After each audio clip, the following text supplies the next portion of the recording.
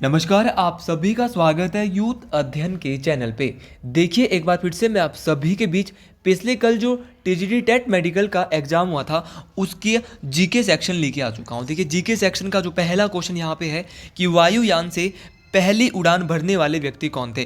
तो वायुयान से पहली उड़ान भरने वाले जो व्यक्ति थे इनका नाम था राइट बंधु, और तो ऑरविल राइट और विल्बर राइट। तो याद रखना राइट बंधुओं के द्वारा जो है वो पहली वायुयान से पहली उड़ान को भरा गया था। अगर भारत से जो है पहले अंतरिक्ष यात्री पूछे जाते हैं तो इनका नाम क्या है, तो इनका नाम है राकेश शर्मा।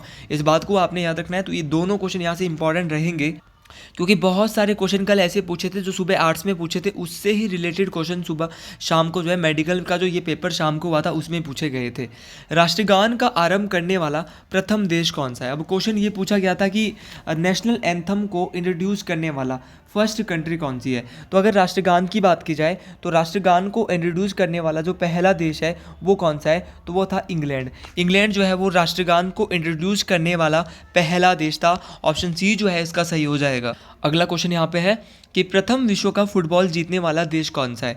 तो प्रथम विश्व कप फुटबॉल जीतने वाला जो देश है, देखिए ज़्यादा डिटेल पे हम यहाँ से बात नहीं करेंगे, सिर्फ हम उन्हीं क्वेश्चन की बात करेंगे जो परीक्षाओं में बार बार पूछे जाते। और इस पेपर में भी 30 में से 25 से 26 क्वेश्चन वो थे जो हमने अपने सीरीजों में आपको बताए थे। 4 से 5 क्वेश्चन ऐसे थे जो हम नहीं बता पाए थे। तो प्रथम विश्व कप फुटबॉल जीतने वाला देश कौन सा, ये क्वेश्चन मैंने आपको बताया था। मैंने आपको बताया था कि जो उरुग्वे देश है, उरुग्वे ने किसको हराया था, अर्जेंटीना को। कब की बात है ये, 1930 की।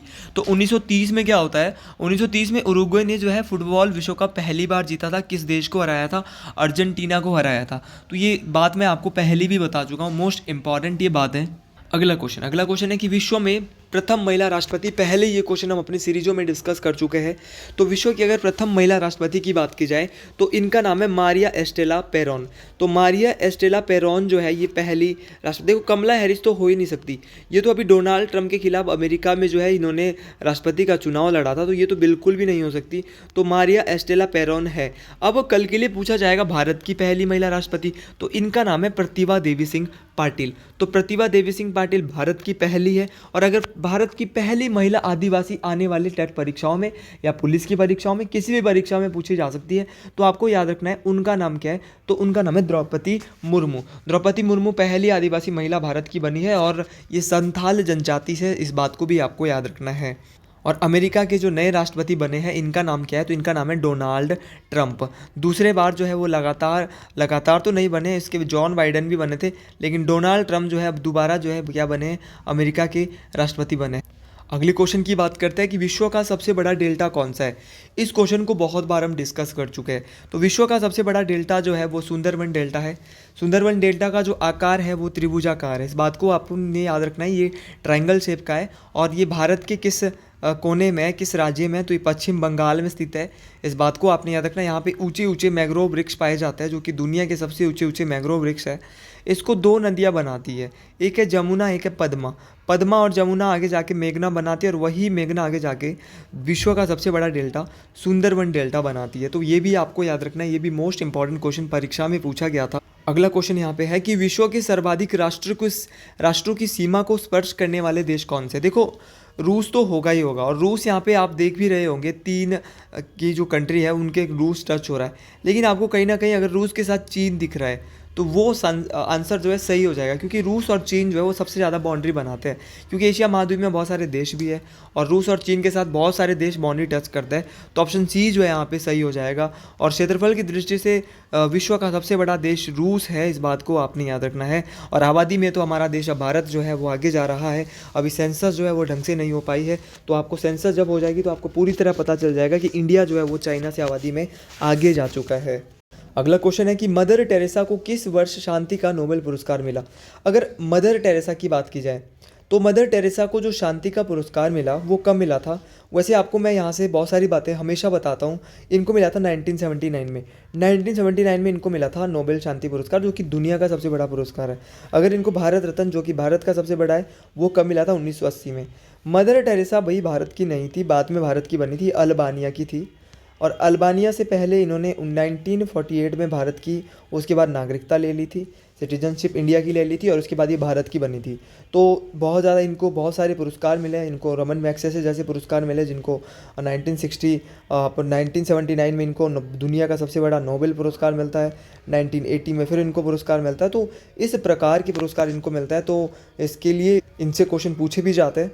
संसद के 3 दशक नामक पुस्तक के लेखक कौन है? एक बार इस क्वेश्चन को मैं आपके साथ डिस्कस करा चुका हूँ कि जो संसद के 3 दशक, भाई याद रखना है कि 3 डिकेड्स ऑफ पार्लियामेंट, ये जो बुक है ये बड़ी फेमस है। ये लिखी है अटल बिहारी वाजपेयी। भैया अटल बिहारी वाजपेयी वो है जो भारत के सबसे कम दिनों के 13 दिनों के प्रधानमंत्री, 13 दिनों के प्राइम मिनिस्टर भी रह चुके हैं। इस बात को आपने याद रखना, ये मोस्ट इंपॉर्टेंट बात है। इसके बाद अगला क्वेश्चन है कि कंप्यूटर साक्षरता दिवस कब मनाया जाता है? अब 2 दिसंबर को यह मनाया जाता है, लेकिन क्वेश्चन पूछने वालों को क्वेश्चन थोड़े इस क्वेश्चन पेपर में थोड़े ऊपर नीचे करके पूछ लिए है। तो ये उन्होंने बोला कब मनाया जाता है, तो 2 दिसंबर तो भाई है।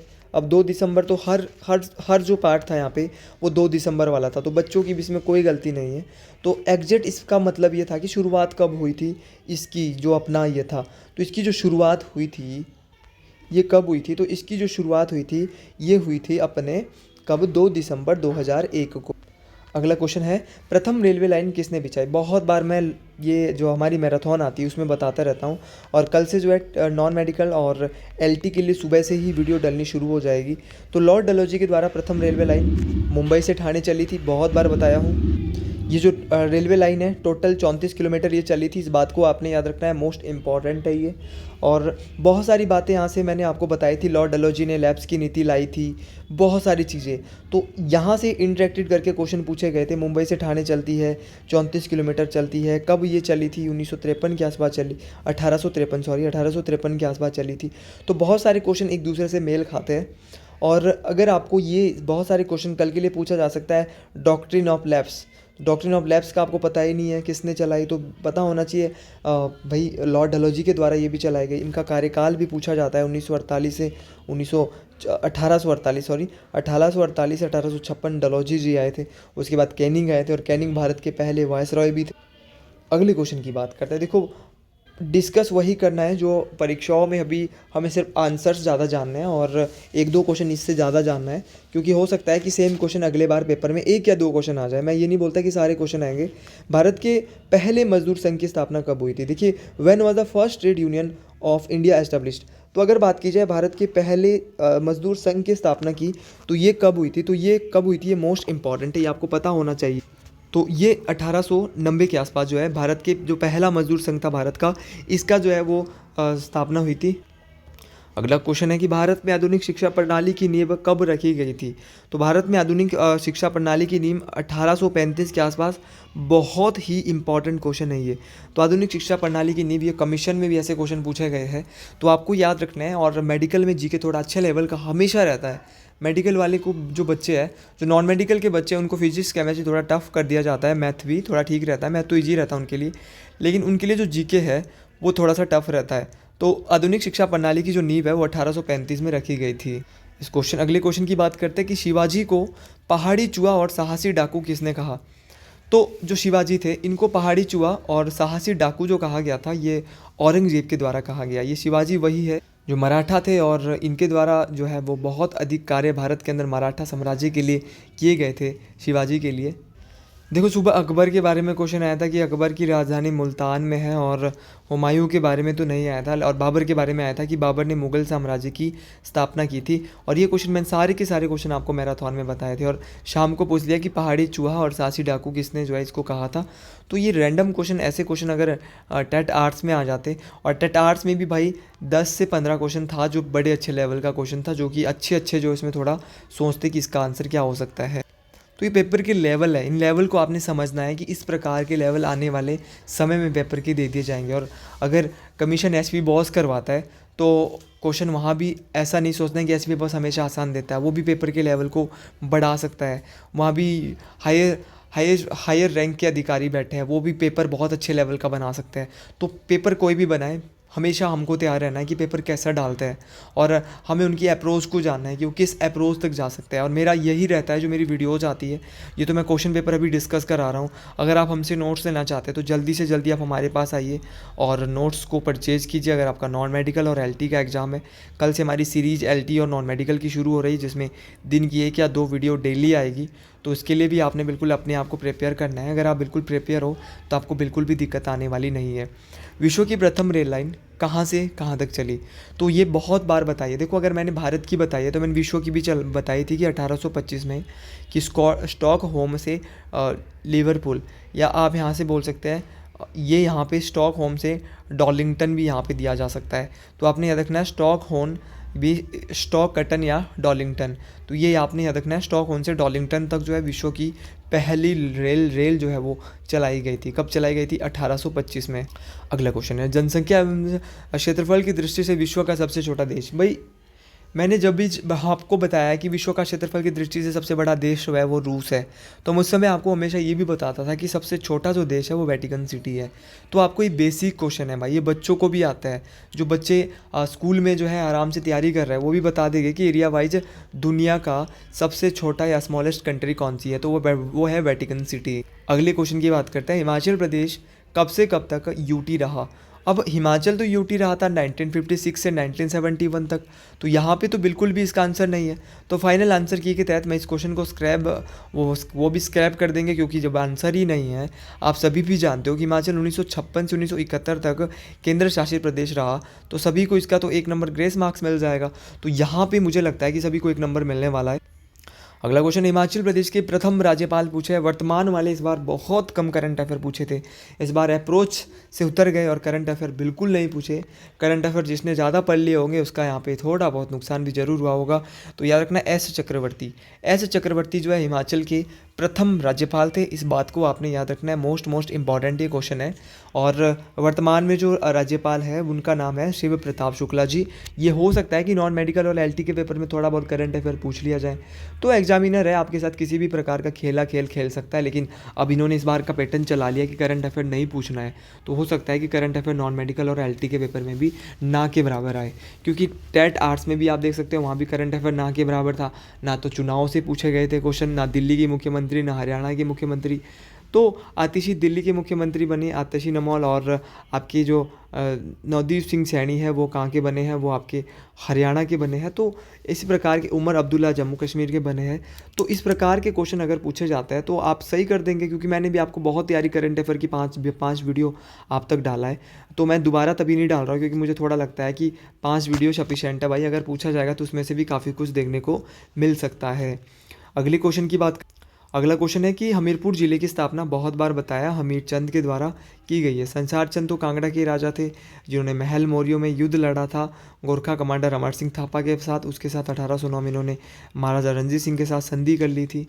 अगला क्वेश्चन है, सुबह यही क्वेश्चन पूछा था कि विक्टोरिया पुल कब बना। 1977 में बना, 1877। अब यहाँ पे शाम को क्या पूछा कि किसने बनाया विक्टोरिया पुल, तो बनाया था मंडी के राजा विजय सेन। अब इनकी गाड़ी पार नहीं टप रही थी, दिल्ली दरबार ये गए थे, और दिल्ली दरबार से जब ये वापस लौटे तो इनको जो है वो एक गाड़ी जो दी गई थी, तो एक गाड़ी पुल के आर नहीं आ रही थी, नीचे ब्यास नदी बह रही थी, तो इन्होंने एक पुल बना दिया जिसका नाम है विक्टोरिया पुल। तो विक्टोरिया पुल किसके द्वारा? राजा विजय सिंह के द्वारा बनाया गया था। अगला क्वेश्चन यहाँ पे है कि हिमाचल प्रदेश में काम नहीं तो वेतन नहीं, इस सिद्धांत पर किस वर्ष स्वीकार किया गया। काम नहीं तो वेतन नहीं। अब मैं इसका आंसर ढूंढ तो रहा था विकिपीडिया में, लेकिन मेरे को नहीं मिला।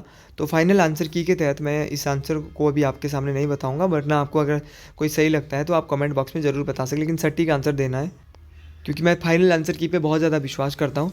विशाल हिमाचल का निर्माण कब हुआ? तो 1 नवंबर 1966। मैं अपनी मैराथन में भी बता चुका हूँ कि जब कांगड़ा आदि जिले, पंजाब आदि रियासतें मिली, उस समय जब विशाल हिमाचल बनता है 1 नवंबर 1966। ये भाई उस समय हिमाचल में 10 जिले थे, ये भी आपको याद रखना। जब विशाल हिमाचल बनता है तो हिमाचल प्रदेश में 10 जिले थे, इस बात को भी आपने याद रखना है। ये भी मोस्ट इंपॉर्टेंट बात है। क्या होता है पूरा सिनेरियो? हिमाचल प्रदेश का गठन 15 अप्रैल 1948 को होता है। उस समय हिमाचल में 4 जिले होते हैं, एक सिरमौर होता है, एक मंडी होता है, एक मासू होता है और एक चंबा होता है। इसके बाद 1951 में हिमाचल को गौ श्रेणी या पारसी राज्य बना दिया जाता है, और पारसी बनाए जाने के बाद हिमाचल प्रदेश को 1954 में क्या बनाया जाता है? 1954 में जो इसको बनाया जाता है वो बनाया जाता है, बिलासपुर इसमें मिलाया जाता है और बिलासपुर हिमाचल का पाँचवा जिला बनता है। 4 तो पहले ही थे। 1956 में यूटी सेम क्वेश्चन आया था और इसके बाद 1960 में किन्नौर को छठा जिला हिमाचल का बनाया जाता है और 66 में 1 नवंबर 1966 को विशाल हिमाचल का निर्माण होता है और 1971 में आप सभी को पता है कि 25 जनवरी 1971 को हिमाचल प्रदेश को पूर्ण राज्य का दर्जा मिलता है। और हिमाचल भारत का कौन सा राज्य बनता है ये आप सभी को पता है कौन सा राज्य बनता है, क्योंकि बहुत बार मैं बता चुका हूँ। 18th नंबर की स्टेट हिमाचल प्रदेश इंडिया की बनती है। हिमाचल प्रदेश के क्षेत्रों की ऊंचाई समुद्र तल से कितने किलोमीटर तक हो सकती है? देखिए, हिमाचल प्रदेश के क्षेत्रों की ऊंचाई की बात हो रही है तो ये 350 मीटर से 7026 मीटर, 350 मीटर से 7026 मीटर तक जो है हिमाचल प्रदेश की ऊंचाई है समुद्र तल से। इस बात को आपने याद रखना है, मोस्ट इम्पॉर्टेंट ये बात है। और देखो, हिमाचल प्रदेश में 3 प्रकार की पर्वत श्रृंखला है मुख्य रूप से। एक तो शिवालिक पर्वत श्रृंखला है, दूसरी है मिडर हिमालय और तीसरी जो हमारी है वो कौन सी है? जास्कर रेंज। तो 3 प्रकार की रेंजेस है और 7026 वाली सबसे हाइट वाली जो हिमाचल की जो चोटी है वो कौन सी है? तो वो किन्नौर की शिला चोटी है। ऐसे तो शिला जो है हिमाचल प्रदेश की सबसे ऊंची चोटी जिसकी हाइट जो है वो कितनी है? 7026 मीटर है। अगले क्वेश्चन की बात करते हैं और कल से हम एलटी और नॉन मेडिकल के लिए लगातार वीडियो डालेंगे। आज हम थोड़ा सा खुद भी रेस्ट कर रहे थे, सुबह भी वीडियो डाली थी क्योंकि इतने दिनों से हम आपके लिए लगातार जो है वो वीडियोस पे वीडियो डाल रहे थे। कल टीजीटी आर्ट्स वालों का एग्जाम हुआ था, सभी लोगों का काफ़ी अच्छा हुआ और जिनका अच्छा भी नहीं हुआ है उनके लिए मैं यही कहना चाहूँगा, जो 2 या 3 नंबर से जिनका रह रहा है, भाई हार नहीं माननी है। कुंभ का मेला नहीं है कि 4 साल बाद आएगा, 5 महीने का पता भी नहीं चलता, गोलियों की रफ्तार में निकल जाते हैं, तैयारी करने में निकल जाते हैं 5 महीने। और मैं आपको विश्वास दिला रहा हूँ कि टेट की तैयारी के साथ साथ आपकी मैं पटवारी की तैयारी भी करवा दूंगा, क्योंकि पटवारी का पेपर भी बहुत जल्दी आने वाला है। तो आप, ऐसा नहीं है नौकरी कोई भी माड़ी नहीं है, टेट में ये वाली नौकरी तो बहुत ही अच्छी है। यहाँ पे पहले टेट करना है फिर कमीशन करना है, थोड़ा यहाँ पे बहुत टफ है और यहाँ पे आपको पटवारी में सिर्फ पटवारी का पेपर ही आपको क्वालिफाई करना है और भी बहुत सारे पेपर हिमाचल के अंदर अब आने वाला है। तो आप बिल्कुल तैयार मेरे चैनल के साथ जुड़े रहे और बहुत बहुत धन्यवाद आप सभी लोगों का जिन्होंने मेरे 10K करके दिखाए। नादौन के सुप्रसिद्ध मंदिर बिलकालेश्वर महादेव का मंदिर किसके द्वारा किया गया? तो नादौन में एक मंदिर है बिलकालेश्वर महादेव। पहले तो कालेश्वर महादेव के लिए सभी लोग जो है एक बार हर हर महादेव कमेंट बॉक्स में ज़रूर लिखे। भाई ये जो मंदिर है ये पांडवों के द्वारा बनाया गया था, बिलकालेश्वर का मंदिर। मोस्ट इंपॉर्टेंट ये मंदिर है। और नादौन जो शहर है वो किस नदी के पास है? ब्यास नदी के पास है। नादौन विधानसभा क्षेत्र से हिमाचल प्रदेश के मुख्यमंत्री ठाकुर सुखविंदर सिंह सुक्खू जी भी आते हैं। अगले क्वेश्चन की बात करते हैं। ज्वालामुखी की संधि राजा संसार चंद और महाराजा रणजीत सिंह के बीच किस वर्ष हुई? अब भाई आपको पूरा सिनेरियो बता दिया था कि संसार चंद ने कर दिया बिलासपुर वालों को बहुत ज़्यादा परेशान। तो बिलासपुर के राजा होते थे एक महानचंद ने बुला लिए गोरखा कमांडर अमर सिंह थापा। अमर सिंह थापा को बुलाया, अमर सिंह थापा ने कर दिया 1905 में किस पे अटैक? 1905 में 1809 में किस पे अटैक कर दिया था? संसार चंद में। अब संसार चंद पे अटैक कर दिया था। अब संसार चंद पे अटैक किया, 1794 में इनको परेशान करता था संसार चंद इसके आसपास। फिर 1809 में जो है 1805 में अटैक कर दिया अमर सिंह थापा ने किसके ऊपर? अपना संसार चंद के ऊपर, और संसार चंद शरण लेनी पड़ी कांगड़ा किले में। इसके बाद उसने 1809 में महाराजा रणजीत सिंह के साथ संधि की थी और उस संधि को नाम दिया था ज्वालामुखी की संधि। तो ज्वालामुखी की संधि, और ये जो 1805 में युद्ध हुआ था वो महल मौर्य जो कि हमीरपुर में पड़ता है, ये संसार चंद और अमर सिंह थापा के बीच यहाँ पर हुआ था। कांगड़ा दुर्ग का अंतिम मुगल किलेदार। भाई इस क्वेश्चन को पढ़ाते पढ़ाते मैं थक गया कि पहला मुगल किलेदार नवाब अली खान है और अंतिम मुगल किलेदार नवाब सैफ अली खान है। तो ये दोनों क्वेश्चन आपको याद रखने, दोनों ही क्वेश्चन मोस्ट इंपॉर्टेंट है। अगला क्वेश्चन है कि धामी गोलीकांड कब हुआ? तो धामी गोलीकांड 1939 में हुआ, इस बात को आपने याद रखना है। और किसके नेतृत्व में हुआ? भागमल सोथा। अगले क्वेश्चन की बात करते हैं। हिमाचल प्रदेश के प्रथम चरण पर बिक्री लगाने वाला देश का पहला राज्य बना है। तो इस क्वेश्चन का जो राइट आंसर हो सकता है वो, वैसे तो मेरे को लगता है कि 1950 है, लेकिन फिर भी मैं इस क्वेश्चन को अभी पूरा तरह श्योर नहीं हूँ, तो आप इस क्वेश्चन को थोड़ा अभी हैंडल रख ले, बाकी अपने हिसाब से देख ले। अगला क्वेश्चन है कि गिनीज वर्ल्ड ऑफ रिकॉर्ड्स में स्थान पाने वाले प्रथम हिमाचली का नाम क्या है? तो गिनीज बुक ऑफ, इसमें जो अपन हिमाचल का नाम पाने वाले, इनका नाम राजेंद्र गुप्ता है। तो आपने याद रखना कि जो गिनीज बुक ऑफ रिकॉर्ड्स होती है उसमें स्थान पाने वाले जो प्रथम हिमाचली है उनका नाम जो है वो राजेंद्र गुप्ता जी है। तो इस प्रकार के क्वेश्चन, जैसे कि मैंने आपको करवाया था हिमाचल के एक ऐसे व्यक्ति जो कि जिन्होंने क्रिकेट पिच पे सबसे ज़्यादा 1000 कुछ मिनट जो है वो बिताए हैं, इनका नाम क्या है? 1024 कुछ मिनट इन्होंने बिताए हैं, तो इनका नाम था राजीव नैयर। बहुत सारे क्वेश्चन हैं, जैसे क्वेश्चन रेणुका ठाकुर के बारे में कि किस जिले से है, तो ये रोडू से रेणुका ठाकुर आती है, भारतीय महिला क्रिकेट टीम की एक खिलाड़ी है। बहुत सारे क्वेश्चन ऐसे बनते हैं भाई। टीजीटी आर्ट्स का पेपर अगर आप देखेंगे, मेडिकल में भी मैंने पहले ही बोला था, देखो 25 क्वेश्चन यहाँ पे मेरे कराए हुए आए थे, 5 क्वेश्चन बाहर से आए थे, मैं खुद भी मान रहा हूँ, क्योंकि अच्छा लेवल का जहाँ पे 5 क्वेश्चन मेरे से बाहर के आ गए, वो पेपर बड़े अच्छे लेवल का पेपर मैं उसको मानता हूँ। तो अच्छे लेवल का जीके आया था। अगर आपके 20 से 25 के बीच में नंबर बन रहे हो तो आपने खुद को संतुष्टि देना है, ये नहीं सोचना कि हमारा जीके वीक है। जीके अच्छा आया था भाई इस पेपर में। तो आज के लिए इतना ही। अगर आपको ये वीडियो अच्छी आई है, अच्छी लगी है, वैसे डिटेल से नहीं बताया हूँ, उसके लिए माफ़ी चाहूँगा, क्योंकि क्वेश्चन पेपर था, एनालाइज ही करना था। आज के लिए इतना ही। ज़्यादा क्वेश्चन होते तो फिर घंटों लग जाते। हर हर महादेव जरूर कमेंट बॉक्स में लिखे। यही हमारा आशीर्वाद है, यही हमारा नारा है। हर हर महादेव, जय माँ मंज्ञानी, जय माँ ठारी, हर हर महादेव, जय शंभू।